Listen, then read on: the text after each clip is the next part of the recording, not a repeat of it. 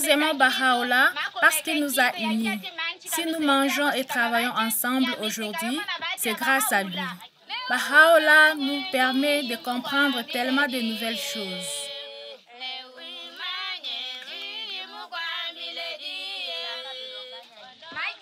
Il nous a enseigné l'amour de Dieu et nous a appris à nous aimer les uns les autres et à être unis.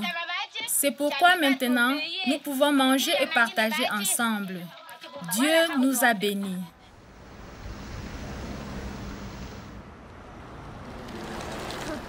Zie je, ken je al? Gewoon, ja. Tout ce que nous faisons maintenant est directement relié à la révélation de Baha'u'llah.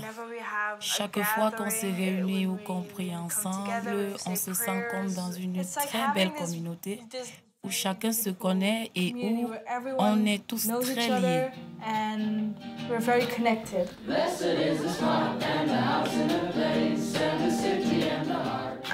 Je connais mieux mes voisins, je connais mieux les enfants et les jeunes qui vivent ici. Et tout ça, c'est grâce aux enseignements et à la révélation de Baha'u'llah. Oui, ma famille s'est agrandie, elle a même doublé ou triplé.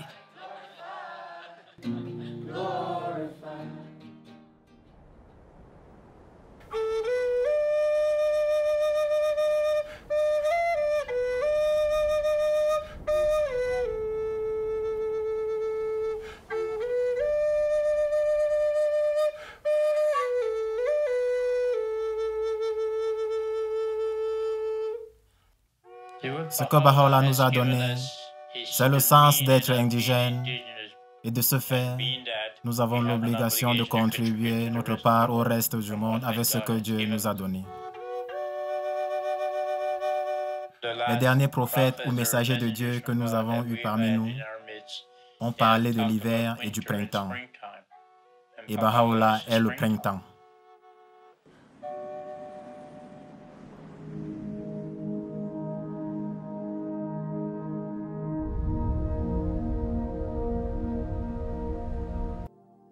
C'est une nouvelle page de l'histoire qui s'écrit.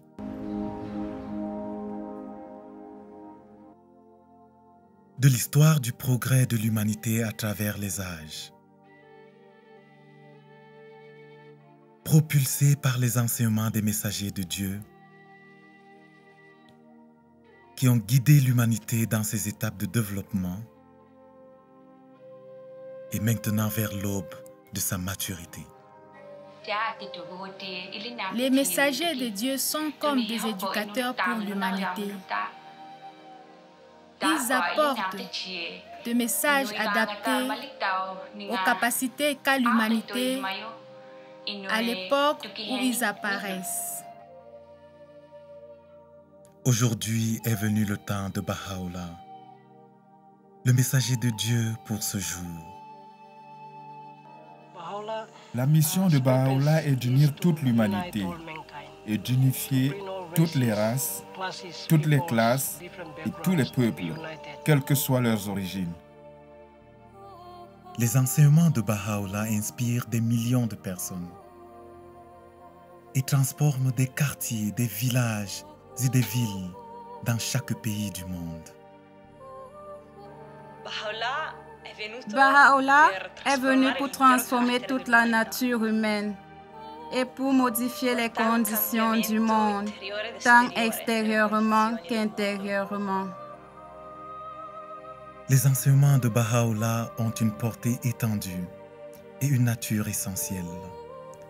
Leur caractéristique distinctive est l'unité de l'humanité, avec toutes les transformations que cela implique pour les relations essentielles qui lient peuple et nation. Ces enseignements les aident à transcender toute forme de préjugés, à promouvoir l'égalité entre les femmes et les hommes, à secourir les opprimés et à favoriser la justice économique. Ces enseignements de Baha'u'llah mettent un terme aux divisions et à l'altérité. Voici venu le temps de reconnaître que tous les peuples forment une seule et même famille, et de construire un monde uni qui embrasse la diversité de ses peuples. C'est un nouveau chapitre dans l'histoire de l'humanité, un chapitre qui a commencé il y a 200 ans.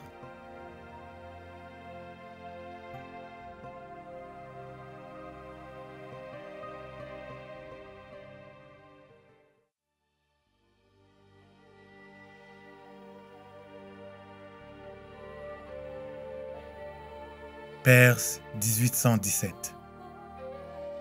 Le monde est endormi.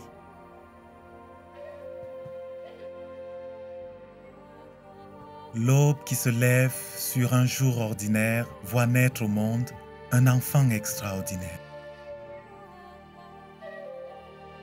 Il sera bientôt connu sous le nom de Baha'u'llah. Enfant, Baha'u'llah connaît une vie princière. Son père est un ministre distingué du gouvernement et sa lignée remonte aux grandes dynasties de la Perse. Baha'u'llah est un enfant merveilleux. Il était très doué. Son attitude et sa prestance étonnaient tous ceux qui le rencontraient. À son sujet, les adultes se demandaient entre eux: comment est-il possible que ce jeune garçon ait des manières et un niveau de compréhension tellement supérieur au nôtre? Ses réponses étaient si profondes et plus étonnantes encore. Il n'avait jamais fréquenté l'école. Son intelligence et sa spiritualité les surpassaient tous.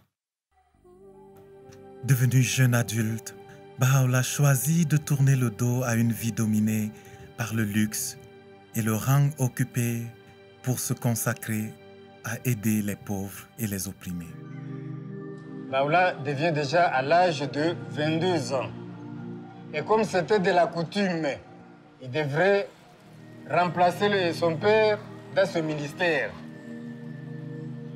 Baha'u'llah a nié le poste de ministre, il a préféré rester comme ça, du jour au jour. Il y avait toujours les nécessités. Il y avait toujours les pauvres. Matin et soir, il y avait des visiteurs. Et c'est pourquoi on l'appelait le père des pauvres. Il aimait tout le monde de façon égale et donnait sa vie pour tous. L'abandon de soi n'est pas une chose facile. Quelqu'un qui se sacrifie pour les autres est forcément spécial. Il doit avoir une grande capacité à aimer. Le dévouement de Baha'u'llah envers les nécessiteux est à l'opposé des attitudes de la noblesse de l'époque. Plus tard, il racontera une anecdote de son enfance pour illustrer la nature fugace du monde matériel et de toutes ses richesses. Alors qu'il n'était encore qu'un jeune enfant, il assistait à un beau spectacle de marionnettes donné à l'occasion du mariage de son frère aîné. Très rapidement, des petits personnages ont commencé à s'animer et les petits personnages ont annoncé « Sa Majesté arrive, préparez les sièges ». Finalement, arrive un personnage royal qui était très majestueux, qui agissait avec beaucoup d'arrogance, très hautain, qui avait un diadème très brillant. Et là, des coups de feu retentirent, les trompettes. Tout d'un coup, la tente fut enveloppée de fumée. La pièce se termine et 20 minutes après, il y a un homme qui sort du derrière de la tente et qui a une petite boîte sous le bras. Et Baha'u'llah l'arrête et lui dit « Mais qu'est-ce que c'est que cette boîte ?» Il lui dit « Toutes les choses que tu as vues, le prince, le roi, les ministres, tout ce que tu as vu est enfermé dans cette boîte. »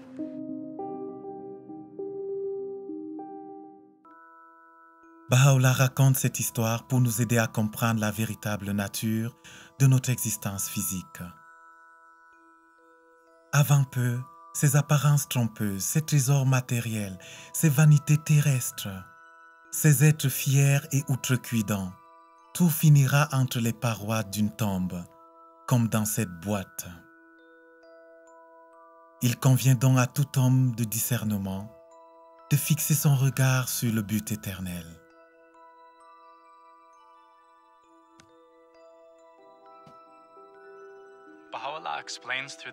Baha'u'llah utilise ce récit pour montrer combien cette vie est fugace et périssable. Certes, en tant qu'être humain, nous avons un moi physique qui vit dans ce monde, puis s'éteint.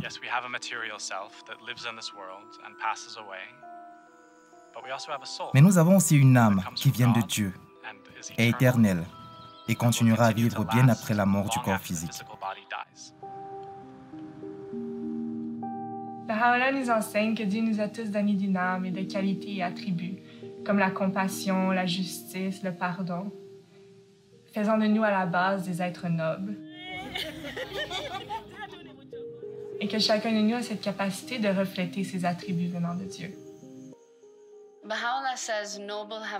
Baha'u'llah dit, je t'ai créé noble. Pourtant, tu t'es abaissé. Élève-toi donc à la condition pour laquelle tu fus créé. L'être humain a été créé pour contribuer à l'amélioration de la société et au projet de la civilisation. Un des moyens pour y parvenir est qu'il prenne conscience de la noblesse de son âme et de la noblesse de son être. Nous connaissons que nous sommes l'image de Dieu, c'est notre semblé avec mon Dieu. Quand nous comprenons que l'âme a été créée à l'image de Dieu, chaque fois que nous voyons quelqu'un, la chose la plus importante à rechercher n'est pas sa couleur de peau, ni son genre, c'est son âme. C'est par l'âme que nous nous comprendrons, afin de savoir que nous sommes un.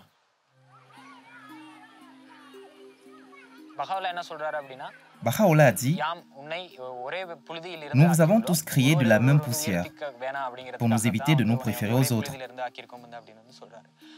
Si chaque homme et chaque femme comprenaient ce concept, tous les peuples du monde s'uniraient et l'égalité entre les hommes et les femmes serait réalisée.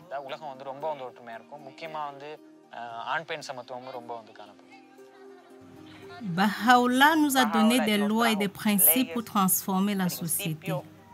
Avant, on pensait que les femmes étaient incapables de prendre des décisions et d'étudier.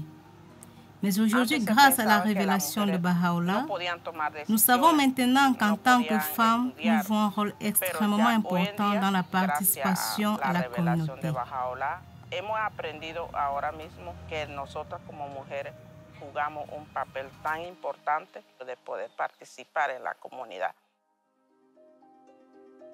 L'homme et la femme sont comme les deux ailes d'un oiseau, et sans ces deux ailes, l'humanité ne peut pas progresser. Donc, Baha'u'llah fait de l'égalité entre les hommes et les femmes un prérequis vital pour le progrès en cet âge. Il faut l'accepter. Baha'u'llah a mené des principes pour unir l'humanité, parce qu'avec toutes ces cultures, tribus, races et coutumes, l'humanité a besoin de principes qui puissent unir tout le monde.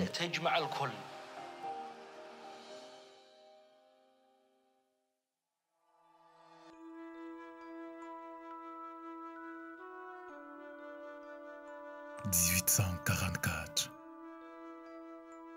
La gentillesse, la compassion, la perspicacité et la sagesse de Baha'u'llah se répandent sur la terre natale.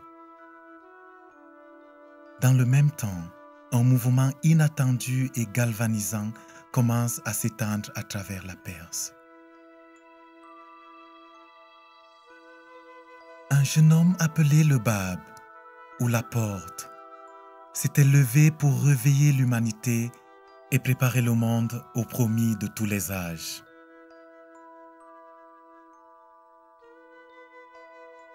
Baha'u'llah soutient ardemment sa cause. Mais les enseignements du Bab se heurtent aux puissants. Le clergé et le gouvernement le condamnent et persécutent sans relâche ses disciples. Des milliers d'entre eux sont assassinés. 1850. Une caserne militaire à Tabriz. Le Bab est exécuté dans des circonstances dramatiques.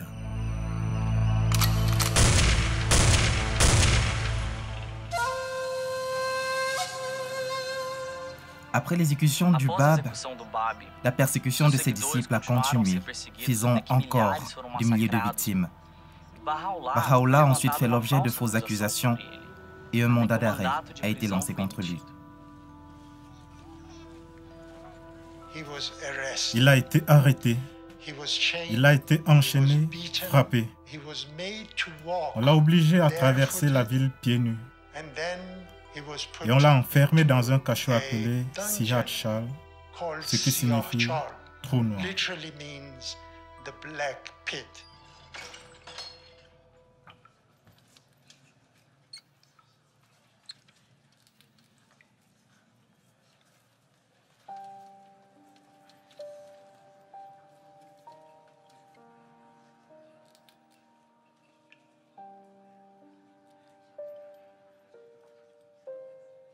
C'était un endroit ténébreux, doté d'une seule entrée et d'une saleté inimaginable.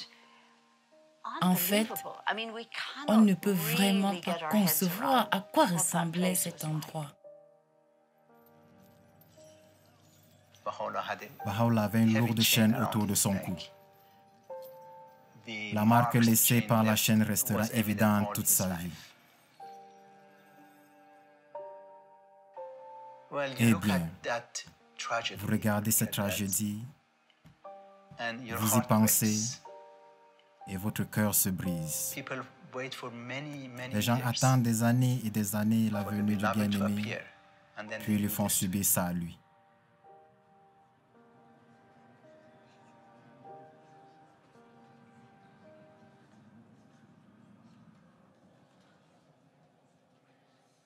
Mais c'est dans le même Siachal que Baha'u'llah a reçu l'inspiration de Dieu, qu'il est la manifestation de Dieu pour aujourd'hui.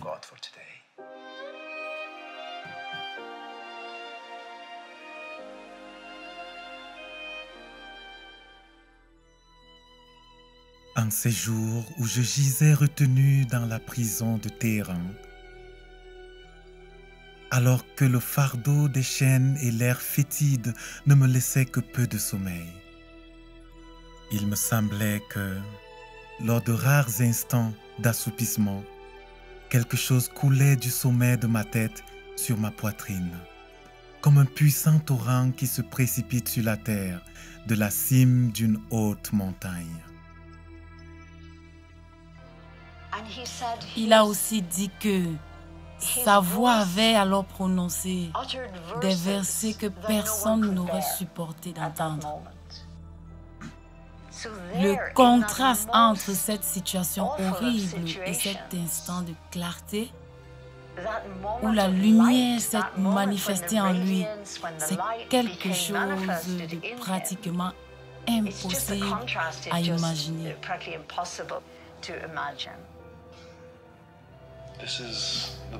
Beaucoup de choses ont démarré à ce moment-là et on peut voir leurs effets. La révélation de Dieu a eu un effet sur le monde entier à compter de cet instant.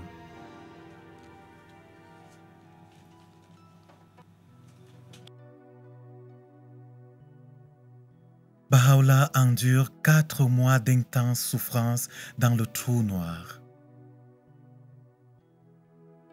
Puis l'ordre est donné pour qu'il soit, avec sa famille, banni pour toujours de sa patrie.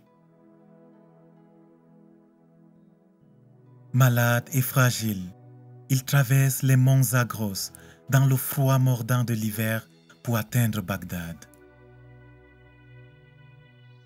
Ainsi commence une période d'exil qui se poursuivra pendant les 40 dernières années de sa vie. Et à ce stade, personne ne connaît la vraie nature de sa mission divine.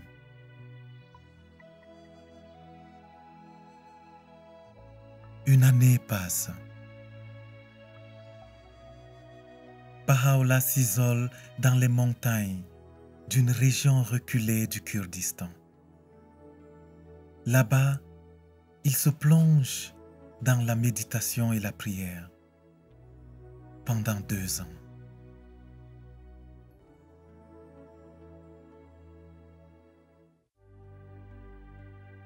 Abandonnant mon foyer et tout ce qu'il renfermait, et renonçant à ma vie et à tout ce qui y était relié, je me retirai seul et sans compagnie. Je parcourus le désert de la résignation. Les oiseaux du ciel étaient mes compagnons et les bêtes des champs mes partenaires. Cet épisode rappelle la méditation de Bouddha à Bodh Gaya, les 40 jours et 40 nuits de Jésus dans le désert et la retraite de Mohammed sur la montagne de Nour. Avec le temps, les habitants de la région découvrent la présence de Baha'u'llah et bientôt, toute la contrée résonne d'histoires au sujet de sa grandeur. Ces 2 années qu'il a passées chez nous, dans ces montagnes, ces vallées et ces grottes, ont été les plus sereines de sa vie.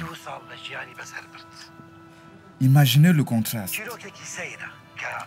Ici, il a une vie très rude et difficile, et pourtant, ça a été ses 2 seules années de paix.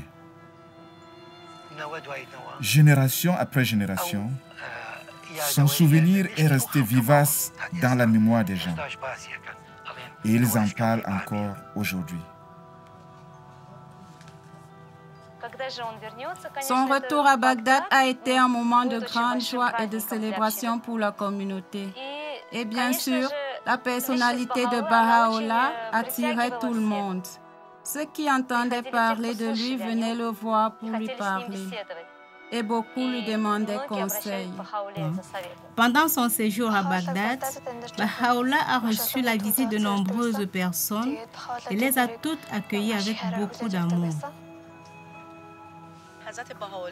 Baha'u'llah a enseigné l'importance d'avoir un bon caractère, d'être intègre, fidèle et digne de confiance, de cultiver la véracité et l'unité, d'avoir un code moral, de lutter contre la vengeance et d'œuvrer en faveur de la paix, de l'égalité et de la camaraderie. C'est ça le message qu'il a apporté. Les versets vivifiants de la révélation de Baha'u'llah coulent de sa plume avec une vitesse et une force miraculeuses. Les écrits qu'il a produits pendant sa vie représentent plus de 100 volumes et ont été traduits dans plus de 800 langues. Dans son séjour à Bagdad, il écrit « N'est-ce pas le but de chaque révélation de provoquer la transformation de toute la nature humaine ? Une transformation qui se manifestera tant extérieurement qu'intérieurement et qui affectera à la fois sa vie intérieure et ses conditions extérieures. »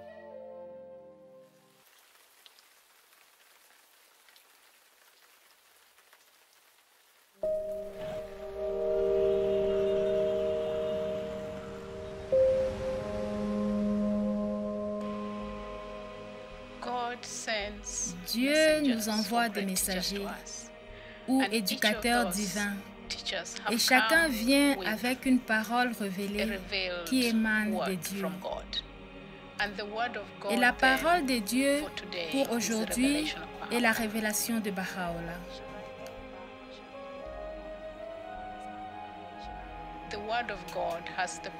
La parole de Dieu a le pouvoir de changer l'âme humaine. Mais l'humanité doit apprendre à l'utiliser pour que cela puisse non seulement me transformer moi-même, mais aussi transformer ma communauté. Plus nous apprenons à comprendre la parole de Dieu, plus nous apprenons à élever notre propre capacité, à faire des efforts pour contribuer à l'amélioration de l'humanité. C'est là que la parole de Dieu prend vie, quand elle se transforme en service et en adoration.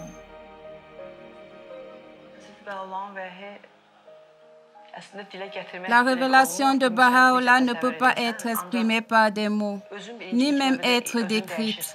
Tout d'abord, elle vous transforme, puis vous éduquez vos enfants à l'ombre de ses enseignements.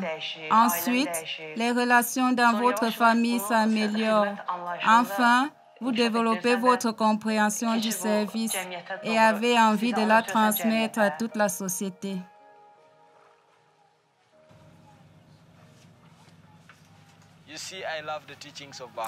J'aime quand Baha'u'llah nous dit que nous sommes comme un jardin de fleurs, de couleurs et de formes différentes. Ça nous permet de comprendre que nous ne sommes qu'un et que nous devons donc œuvrer en faveur de cette unité. En ce faisant, en travaillant à l'unité, nous servons et aidons les autres. De nos jours, c'est si facile de se laisser absorber par nos propres difficultés ou désirs et de ne vivre qu'autour de cela. Baha'u'llah nous invite à nous détourner de nous-mêmes et à penser aux autres. On se rend vite compte que le bonheur n'arrive pas quand on poursuit ses propres désirs, mais plutôt quand on aide une autre personne ou qu'on lui permet d'accomplir quelque chose qu'elle n'aurait pas pu faire autrement. Pouvoir rendre service à la communauté et encourager d'autres à faire de même a vraiment changé mon état d'esprit. J'aime beaucoup la citation de Baha'u'llah qui dit « L'amélioration du monde peut être réalisée par des actes purs et bons, par une conduite louable et bienséante. » Je me demande alors quelles bonnes actions je vais pouvoir accomplir au quotidien et quelle est l'action qui plaira à Dieu, que je pourrai mettre en pratique dans ma vie et celle de ma communauté. Aujourd'hui, notre but dans la vie, c'est le service. Il y a encore du racisme entre les Noirs et les Blancs, et même entre nationalités différentes. Mais quand on se rassemble autour de ce lien, on peut amener l'unité dans cette communauté et dans le monde.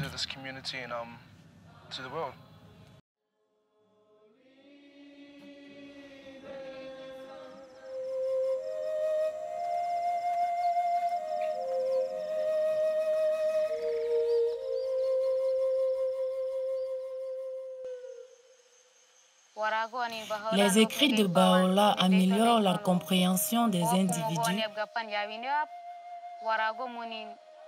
et permettent aux membres de la communauté d'élever leur esprit et de travailler ensemble. Ce qui me réjouit dans ma communauté, c'est de voir que quand les gens se témoignent de l'amour et de l'unité et interagissent entre eux, ils partagent leurs connaissances et apprennent les uns des autres.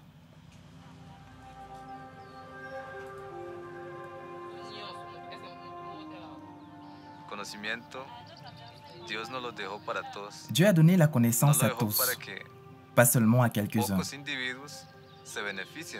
L'habilitation passe par la connaissance de qui je suis, de ce qui m'entoure, du plan de Dieu pour l'humanité.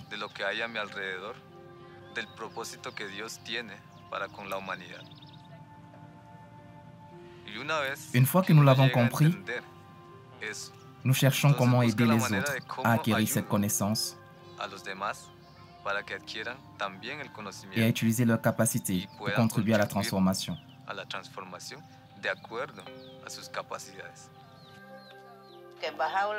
Baha'u'llah est venu pour enseigner aux pauvres, les guérir et aider les faibles. C'est ça que Baha'u'llah est venu faire.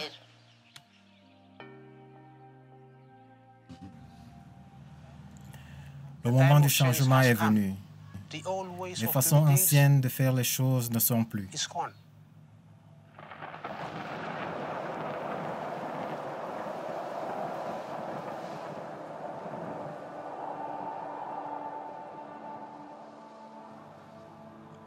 Lorsque ce cyclone nous a frappés, beaucoup d'entre nous ont perdu espoir.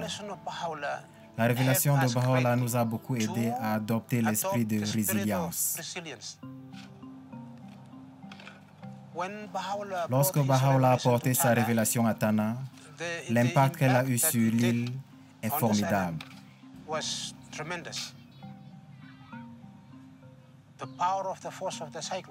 Le pouvoir de la force du cyclone n'a pas été capable de surmonter la force spirituelle qui est dans le peuple. Au lieu que les gens perdent espoir, ils ne l'ont pas fait. Ils se sont levés. C'est une preuve physique de quelque chose en eux. Ils ont eu la révélation du pouvoir de Dieu en eux, les poussant à faire les choses. Ils n'ont pas perdu espoir.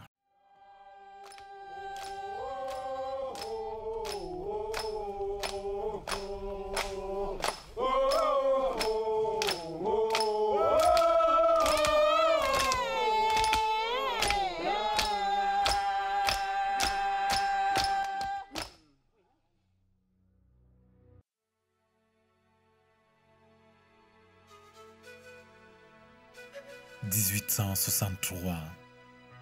L'influence de Baha'u'llah et de ses enseignements continue de susciter la colère des autorités perses. À leur demande pressante, le sultan ottoman l'exile encore plus loin de sa terre natale.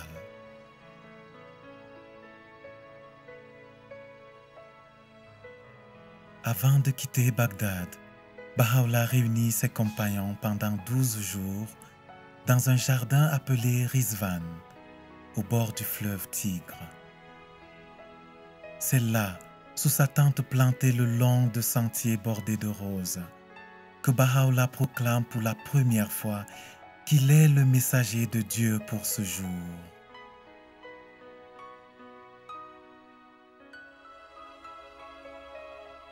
Une nouvelle ère de l'histoire de l'humanité commence alors. Tout va changer. Dans certaines des paroles qu'il utilise pour décrire ces jours-là, Baha'u'llah fait allusion à l'ampleur de la transformation qu'il demande. Ce qui était caché est maintenant dévoilé, et ce qui était dissimulé est maintenant révélé. Hâtez-vous pour accueillir ce jour, jour où les portes des cieux ont été grandes ouvertes et où la pluie s'est déversée des nuages de l'éternité.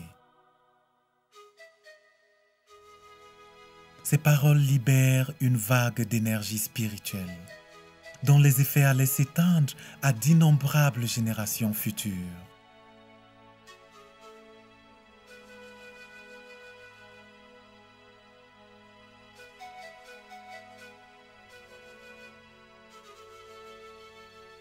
Baha'u'llah est exilé, avec sa famille et ses compagnons, au fin fond de l'Empire ottoman. D'abord à Istanbul, puis à Edirne. Les autorités espèrent éradiquer définitivement sa foi. Mais l'influence de Baha'u'llah s'avère irrésistible. Les années passent. En 1868, il est de nouveau banni, cette fois dans une dure colonie isolée, aux confins de l'Empire ottoman, la ville-prison de Akka.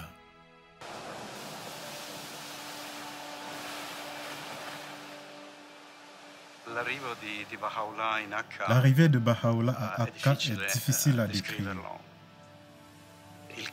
Il faisait très chaud, et pas la moindre brise. De la porte de la mer de la ville-prison, Baha'u'llah et sa famille ont été emmenés à travers des ruelles sombres et étroites jusqu'à la prison, un immeuble en piteux état.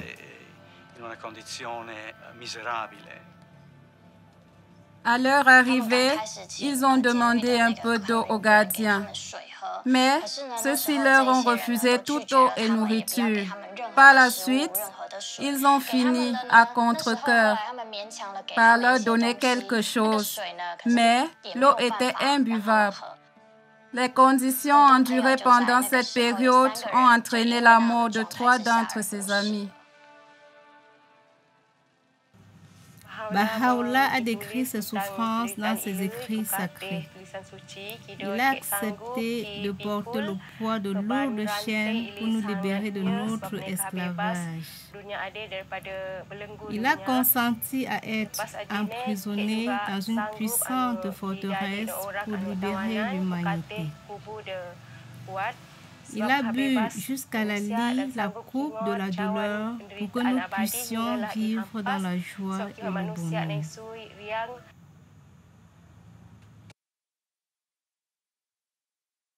Nous avons accepté d'être abaissés, ô croyants en l'unité de Dieu, afin que vous soyez glorifiés.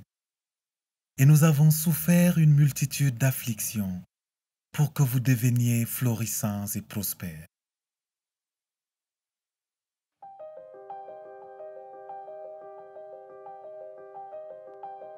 C'est au cours de son exil et de son emprisonnement que Baha'u'llah écrit aux rois et aux dirigeants de l'époque, proclamant ouvertement son rang de messager de Dieu pour ce jour.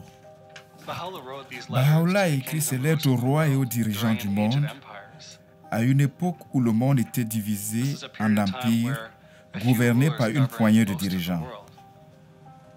Baha'u'llah a appelé ses dirigeants à quelque chose de très important. Il leur a demandé de faire la paix et de s'assurer que les puissants du monde ne pressent pas leur sujet.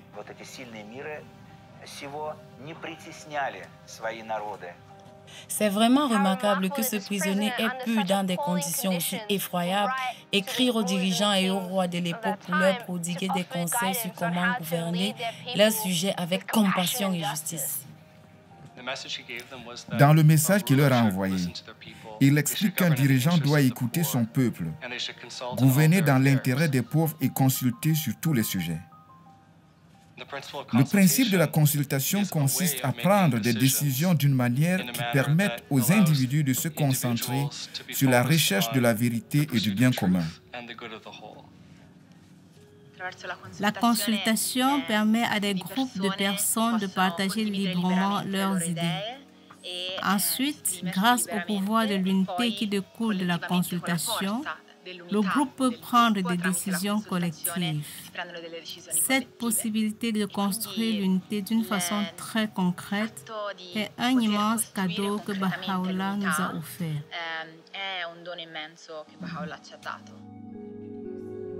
Baha'u'llah a fait quelque chose d'extraordinaire. C'est très difficile de voir les gens qui n'ont pas été à l'école avec les gens qui ont fait de très grandes études ensemble. Et ces gens-là discutaient sur un point pour trouver un point de vue. La consultation peut être une manière de donner une voix aux masses. Baha'u'llah nous enseigne qu'elle est pour tout le monde. Nous sommes tous encouragés à participer à ce processus, qui est d'ailleurs étroitement lié à l'événement de la justice sur Terre. Car tous les groupes ont le droit, le privilège et le devoir de participer au processus consultatif. Nous vivons à une époque où il devient de plus en plus difficile de cacher tous ceux qui souffrent dans le monde. Toutes les injustices, tous les défis auxquels l'humanité fait face. Nous ne voulons pas simplement éradiquer l'injustice, nous voulons construire la justice. Quand nous nous réunissons avec d'autres pour trouver des stratégies, des solutions et des manières de résoudre les défis complexes auxquels la société s'est confrontée, nous devons le faire d'une façon qui construise l'unité, renforce la collaboration et favorise le consensus. Baha'u'llah nous enseigne que la capacité à faire preuve de justice, cette faculté qu'a notre âme de distinguer la vérité de l'erreur, d'être impartial et de traiter les autres avec équité, est essentielle à ce processus. Et que la justice est même le meilleur instrument pour établir l'unité.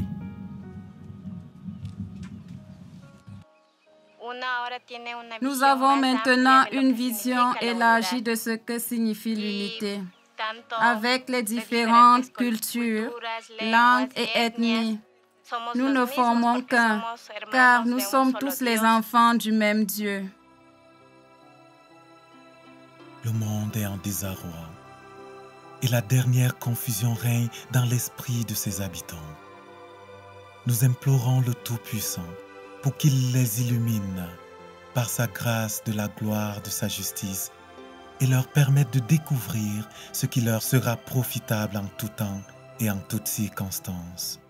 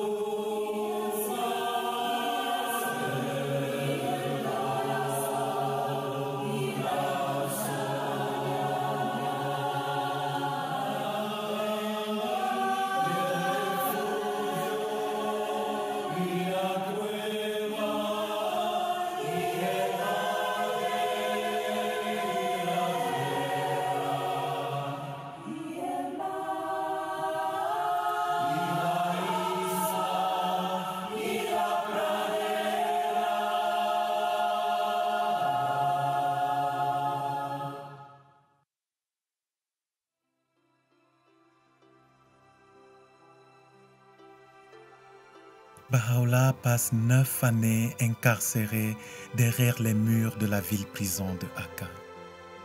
Au fil du temps, les dirigeants de la ville finissent par l'aimer et l'admirer. Ils décident même d'ignorer les ordres du sultan et supplient Baha'u'llah de quitter la ville-prison. Finalement, il se résoudra à franchir les portes de la ville pour se rendre dans un lieu appelé Baji. Pendant les 12 dernières années de sa vie, Baha'u'llah a vécu à Baji. Il y a reçu la visite de nombreuses personnalités. Une d'entre elles était Edward Granville Brown, professeur à l'université de Cambridge,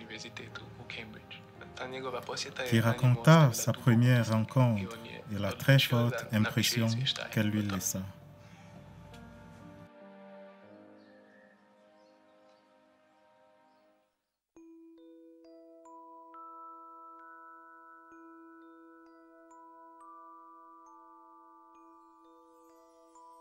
Je me trouvais dans un grand salon.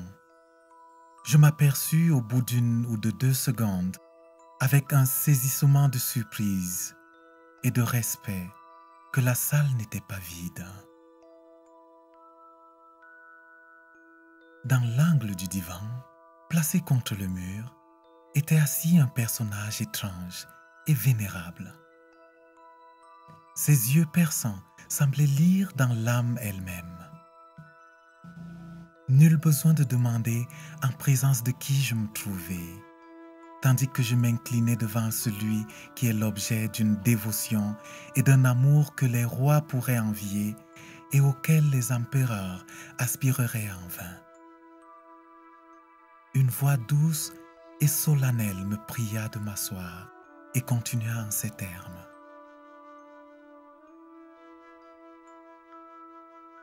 Vous êtes venus voir un prisonnier et un exilé. Nous ne désirons que le bien du monde et le bonheur des nations. Que toutes les nations deviennent une dans la foi et que tous les hommes soient des frères. Que les liens d'affection et d'unité entre les enfants des hommes soient fortifiés. Que les différences de race soient abolies. Quel mal y a-t-il à cela? Cela sera malgré tout. Ces luttes stériles, ces guerres ruineuses passeront et la paix suprême viendra.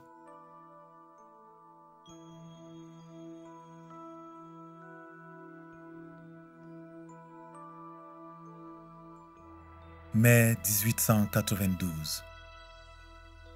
Après 40 années de souffrance et d'exil pour sauver l'humanité, Baha'u'llah décède ici à Baji.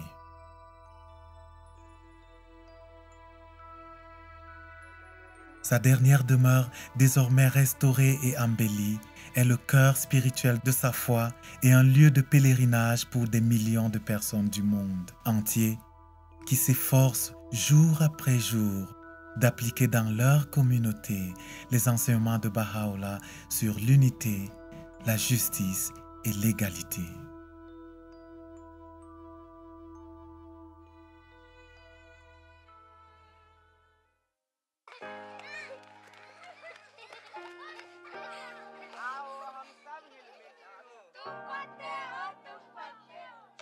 Les changements demandés par Baha'u'llah est d'une ampleur stupéfiante.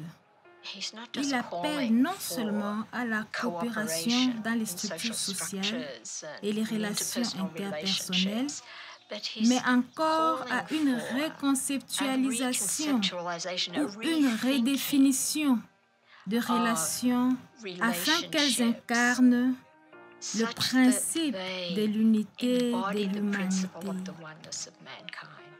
Pour cela, il va falloir collaborer et interagir les uns avec les autres, puis tirer des leçons de l'expérience avant d'évaluer tout cela à la lumière de cette vision immense et formidable.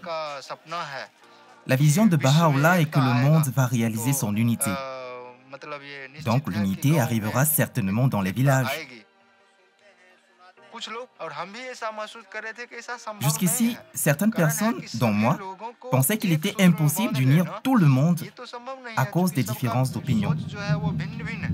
Mais maintenant, nous sommes convaincus que la vision de Baha'u'llah deviendra réalité. L'influence de sa révélation est déjà visible dans notre communauté. Quand les vieux, les jeunes et tous les autres discutent ensemble, on voit clairement l'unité de pensée. La venue de Baha'u'llah a révélé le potentiel spirituel de chaque personne.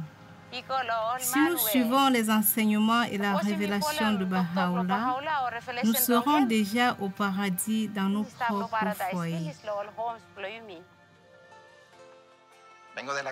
Je viens du Panama, d'une communauté indigène qui était frappée par l'analphabétisme.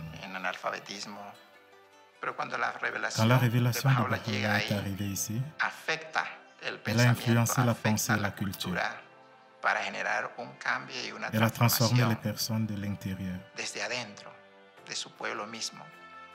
Baha'u'llah parle du rôle de l'éducation pour une famille, un peuple, une race. Et pour la première fois, les amis ont compris que l'éducation est un puissant phénomène pour leur libération. Si la révélation de Baha'u'llah pure, telle une puissante lumière, transformer une communauté comme la nôtre, ne pourra-t-elle pas transformer n'importe quelle communauté à travers le monde? Par rapport au passé, la mission de Baha'u'llah pour ce jour a une portée différente, car son but est d'établir une nouvelle civilisation, une civilisation mondiale spirituelle.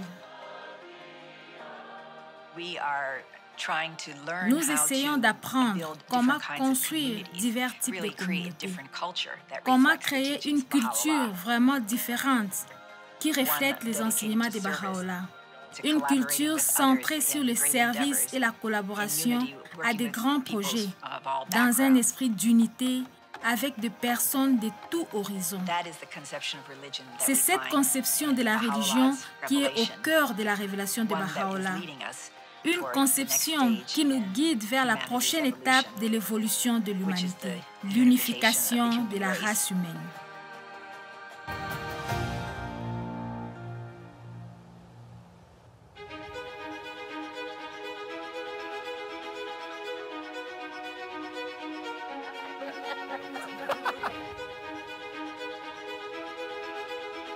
C'est une nouvelle page de l'histoire qui s'écrit, de l'histoire de la rencontre de l'humanité avec Dieu, qui se déroule partout dans le monde, dans les villages, les villes et les quartiers.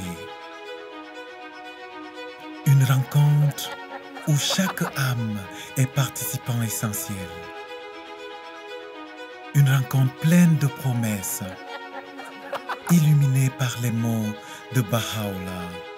Béni est celui qui préfère son frère à lui-même.